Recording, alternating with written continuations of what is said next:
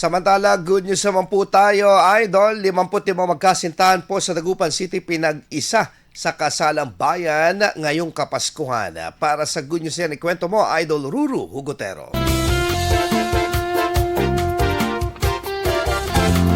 55 magkasintahan ang opisyal na pinag-isa sa isang kasalang bayan na ginanap bilang bahagi ng pagdiriwang ng Kapaskuhan sa Dagupan City.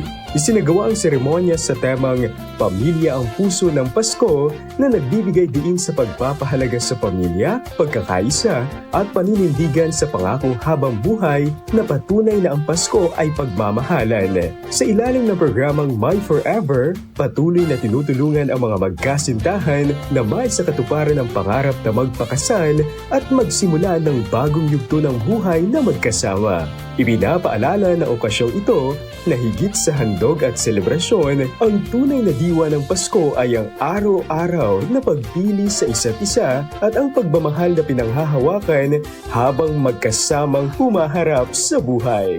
Iyan ang ating good news. Ako si Idol Ruru Hugotero, Tatak IFM.